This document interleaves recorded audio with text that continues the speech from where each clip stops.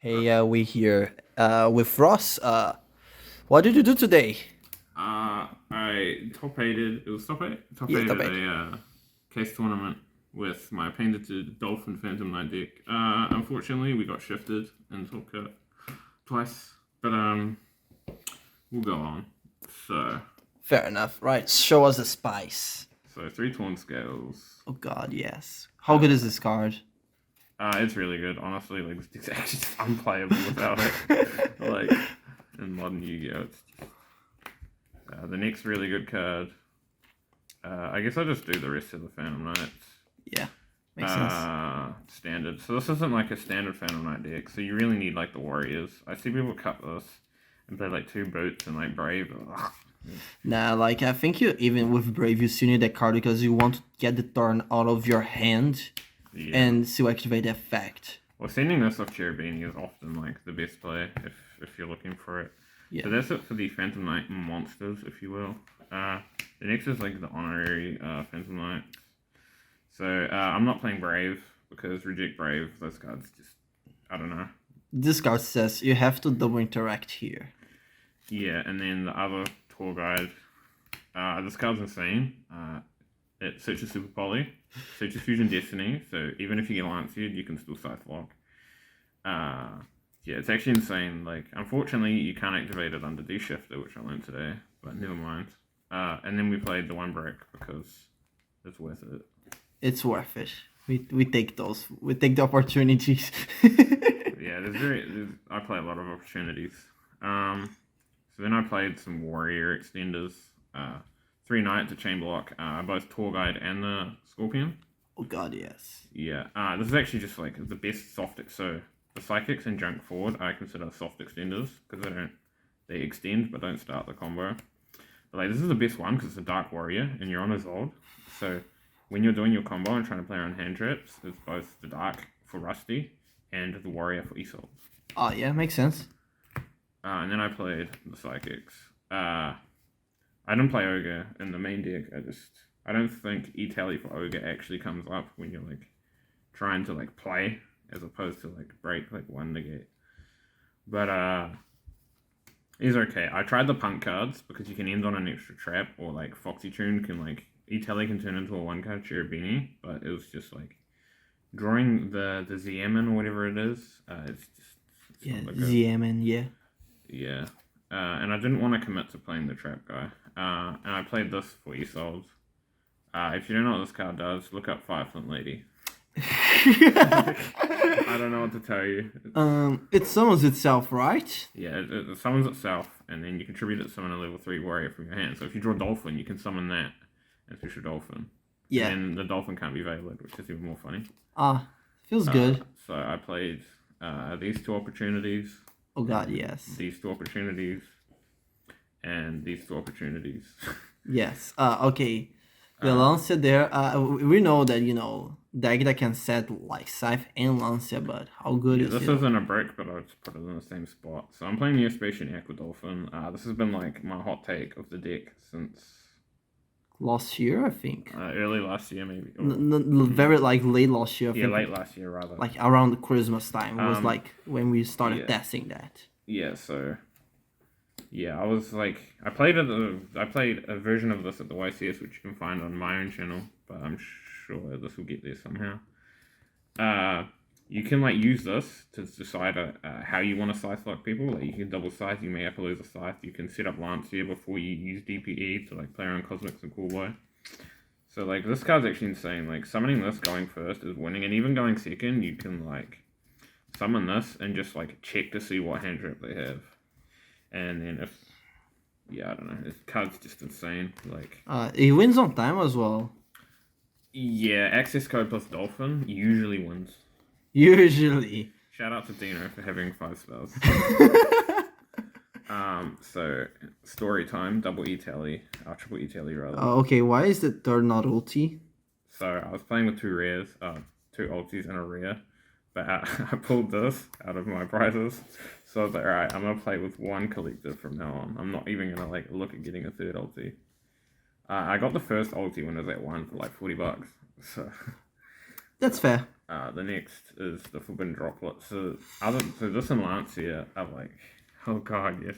Oh god, This yes. and Lancia are like my only going second cards. So I heavily believe in the theory that you should just build your deck to like win game 1, and then like side deck accordingly for games 2 and 3. So I don't believe in like playing lots of like hand traps to like maybe win game 2.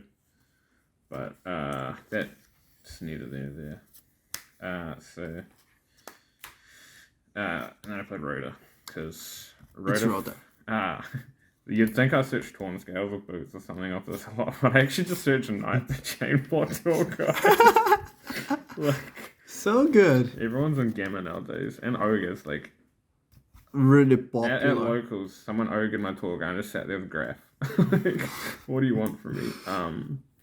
So the next of these, alright, so this is like one of the things that really needs explaining. So this is mandatory for Dolphin, because you can banish a Dolphin, you banish a Dolphin and then lever it back, and then rip a second card. Seems fair. This card is actually insane. Like, you can play multiples of this if you want, I just don't.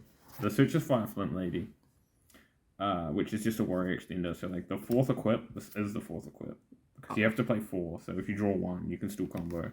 Yeah. Which is why I always cry about drawing 2 equips. Yeah. And then Living Fossil.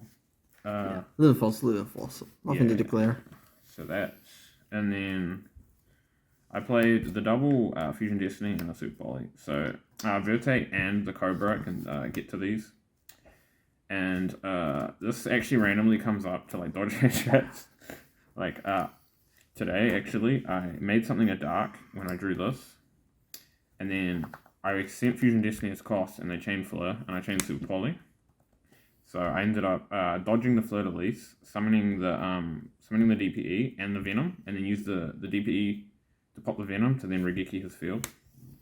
Seems very fair. Yeah, like this combination's insane. Like searching this off the Cobra is actually just not fair, especially against like Shadows and like the Invoke deck.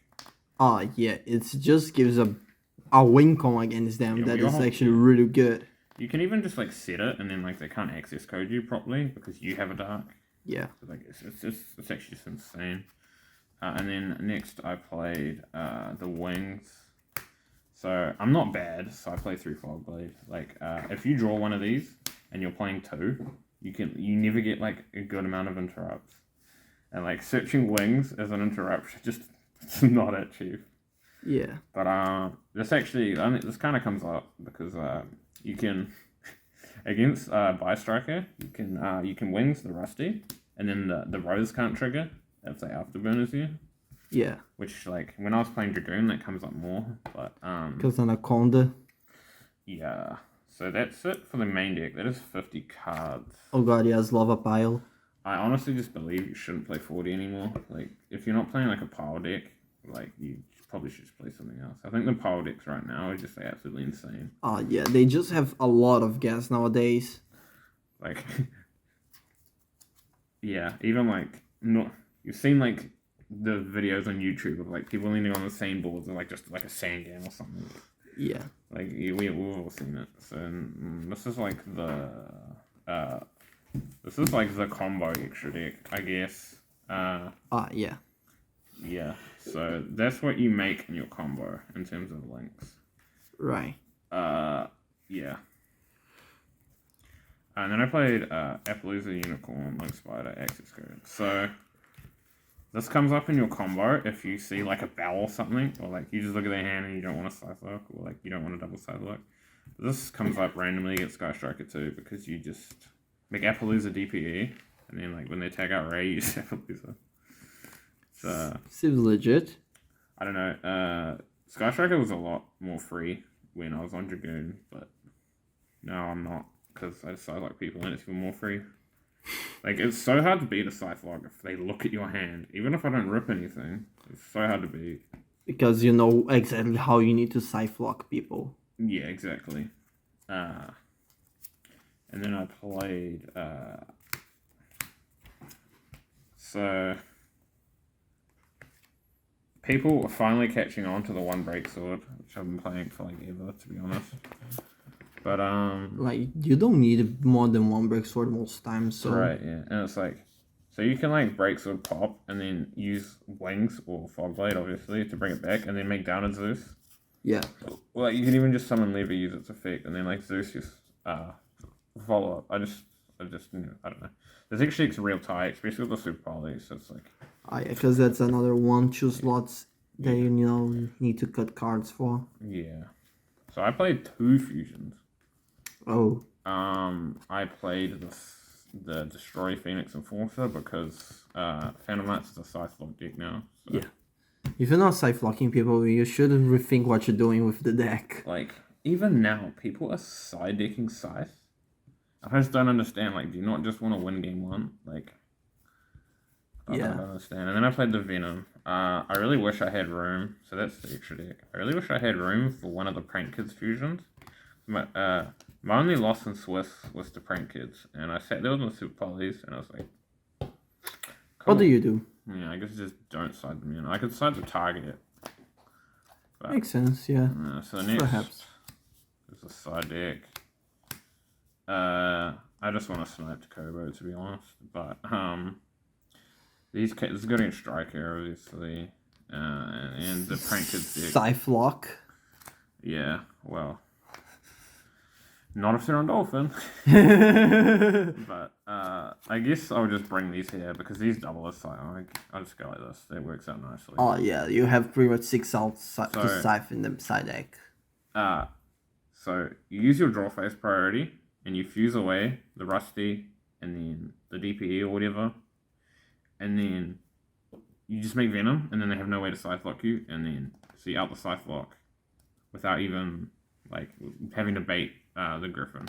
Yeah. And like Griffin, and then you can like target the Griffin and have the steal its effect of Venom. And it's so juicy. Yeah. And then I played. I'll pack this up. But yeah, then I played Droll and Lockbird. How good was this card for you today? It's pretty good. I didn't see it a lot, but that doesn't make it not good. But yeah. Okay. So against the normal Phantom Knight deck, they play that whatever they search. So you shotgun this, and that means they can't activate Boots or Cloak. Yeah. So it makes activating Torn Scales very awkward. And then Cherubini is never sending, like, they don't have Graph or Sir. So like making Rusty is just really hard at that point. Yeah. I sided Call by the Grave. I should bring that up because you don't lose to any hand trick with your Lancia, and if you're a main deck Lancia, you've still got ways to beat it. Yeah. Cobra. Shout out to Cobra. Bro, like Card is great. Yeah, card's glued to my hand though, so I played 2 more Lancia because the third one's in the main. Like, I wanted to be ignorant and play 3 of these, but I was like, you know what? I'll just win every dice roll. But I didn't win that. We're not that great at the game. Yeah. I played Ghost Ogre for E-Tally going second. I specifically sided this for going second, and then like against Lord Soul because you just randomly catch. Sometimes you just like randomly catch Moyes, and like ogreing Heckley Firebrax isn't even that bad. So it still puts like it just puts 001 there, and you're like, okay. What do I do next? Yeah. And then I played Reboot because Alex keeps beating me with Eldritch and I don't like it. I mean, Reboot is just like, oh yeah, I draw a win. Yeah. So, yeah, that's the deck profile. Any shoutouts? Oh, God, yes. So, shout out Luke for judging and letting me live at his house, I guess. Shout out the Creamery, I guess.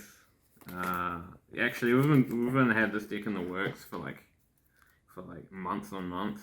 Oh yeah, like at least a couple of months definitely. Yeah, and like, yeah, we just sort everything out there. Shout out the Hamilton Yu-Gi-Oh community because without them I don't actually get to play, and it's hard to top if you don't play. So, yeah. This probably shout out to Giles, shout out to Card Merchant Hamilton, shout out to shoutouts, I guess. But if I forgot anyone, I'm sorry, but yeah, these shoutouts mean anything more than any of these cards could. So yeah, thanks for the deck profile. Yeah, please like, subscribe comment, to whatever channel this gets posted to, and peace.